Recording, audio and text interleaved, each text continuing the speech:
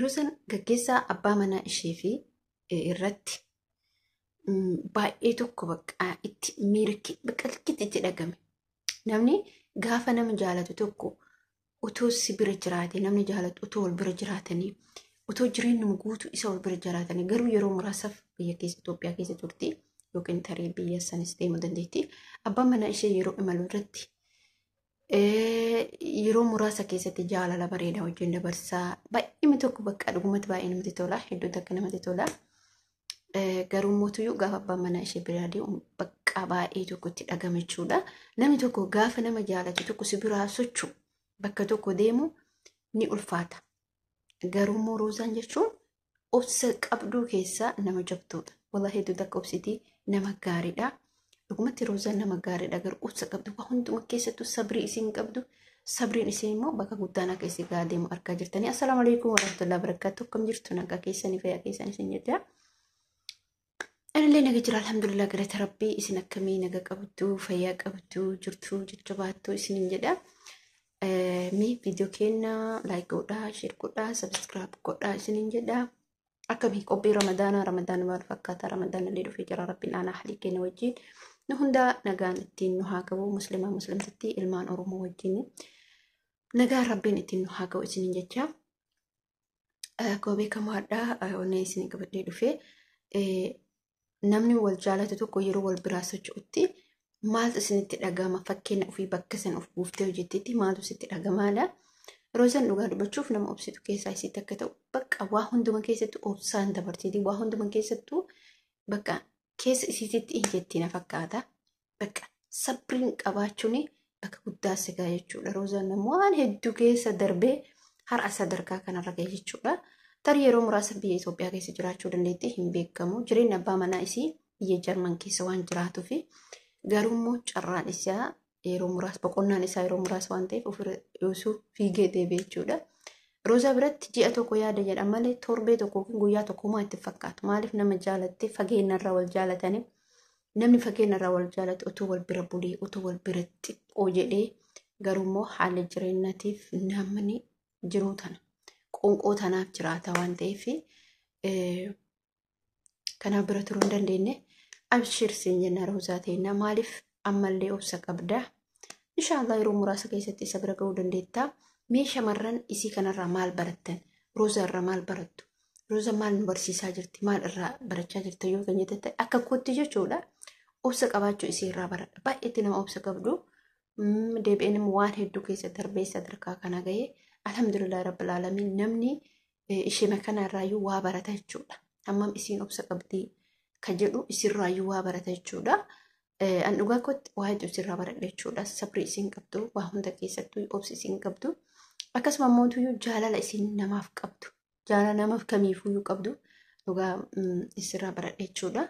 Kanaaf nutis fakkeenya isiin nu taate kana fudhachuudhaan waa hundi keessatti jarjaruu otoo hin taane shamarran takka dhiira tokko fakkeenyaaf yoo si jaalate dhiira sun akka waan isa malee ittiin jirree jireenya kee bittinneessuuf jireenya kee hin jiraamti jireenya kee kana bakka ati daakuudhaaf deemte jechuudha. Daakuudhaaf baaburumatti jechuudha. Yoo nama tokko dhabde yoo dhiira tokko dhabde jireenya kee guutuu hin daayidu jireenyi kee suni maaliif rabbiin namni sun waan siin taane sirraa deema jechuudha. Yoo waan sii ta'a ta'u taa'e rabbiin sirraan oofu. Ati yeroo hundumaa yeroo kamuu salaata shanan kee keessatti yaa rabbi waan naa ta'a natti qabi yaa rabbi waan naa ta'a narraa qabi jedhi kadhadhu. Dhiira deeme duukan boo'ee ka isa caalu sii dhufuu danda'a. Kuni salphaadha. Garuu immoo maayiniree ittiin gafin jechuudha. Mucattii tana argitan jechuudha. Waa hedduu keessatti barsiite garuu carraa isii rabbiin ooluma si qaba. Rabbii yoo ganama si qaba ooluma si qaba jechuudha. Roosaan nama gaariidha. Fakkeenya nuuf ta'aa jirti. Nu jajjabeessaa jirti. Humna nutti horaa jirti. Nutillee isii ilaalleetiin ka'aa jira jechuudha. Namni tokko amma barataan tokko gaafa barumsa kutaa tokko seenu barsiisaa santu barsiisa. Qubee lakkoofsa tokkorraa qabee qubee A irraa qabee ka dooktara ta'us ka injiinara ta'us ka xayyaara oofus ka maal ta'us hundumtuu dakkanarraa qabu jechuudha. Nutillee akkasumatti namarraa haasaa barachaa deemta. Ofii keetii raayii miti beeku namarraa. Ergasii immoo wanna kaka'umsa si keessa jiru dandeettii ati qabdu dandeettii maalii akka qabdu diraama hojjechuu dandeetti, fiilmii hojjechuu dandeetti, yookiin immoo wantoota garaagaraa hojjechuu, qoosaa garaagaraa hojjechuu dandeetti, nama kufalchiisu. Bakka karaa garaagaraatiin jira jechuudha. Uumama namni hojii jechuudha hojii isaa sanarratti jechuudha. Kanaaf kana biratti maal barbaachisaa wanni tokko jarjaruu odoon taane inni nagatee deeme dhiira biraa odoon jechuun taane rabbiin sikka nama gasii katabe fokkates bareeda ilaalin ati namammaa isaa laal. Keessumattuu jechuudha shamarran dhiira bareeda filatina. Wallahi dhiira bareeda gaa filattee bakka dhiirri bareedu sun akkuma ofii akkas ol kaasu sanii gatii isaa ol kaasu san atillee gaafa isa jala fiidee isa jala maal jette hamma feete fokkadhu ofii keeti gatii kee of kaasuu qabda. Ofii keetii nama ta'u yaani jabina meeqaan jiraa miti. Ofii keetii akka namni sun bareeda isin caalu.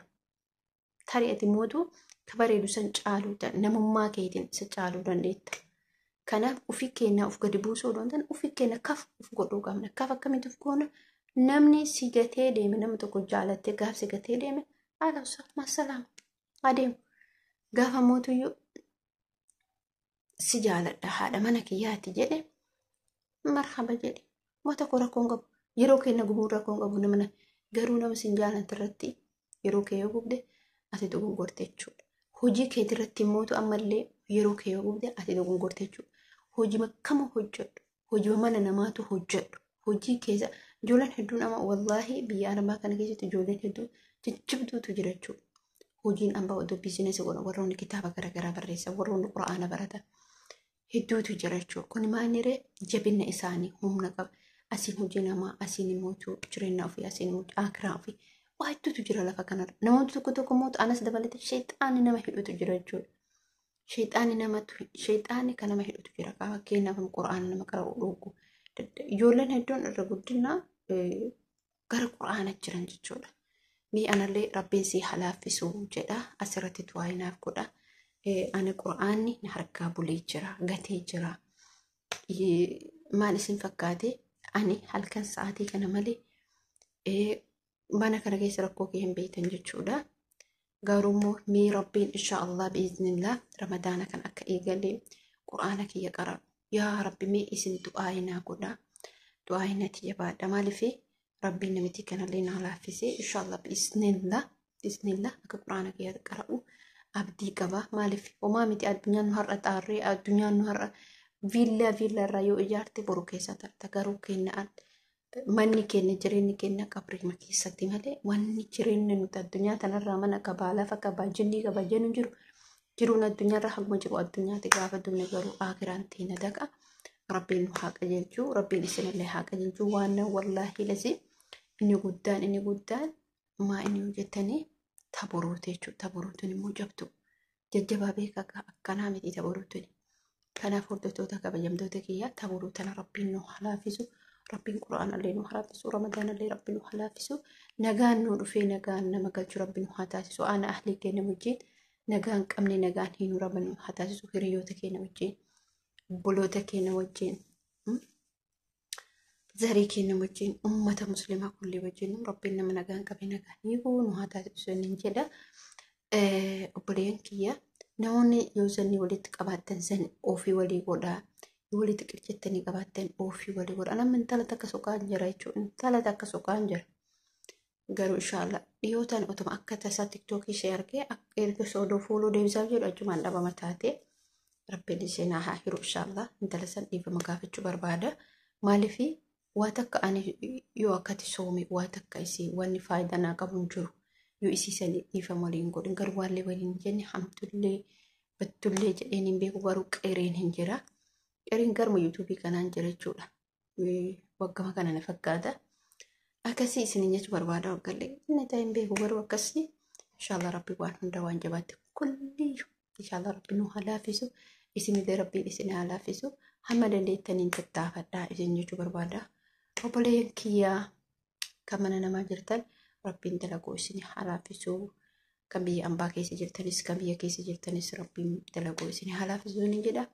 Hamma viidiyoo biraatti walitti deebinutti assalamu alaikum warahmatullahi wabarakatuh.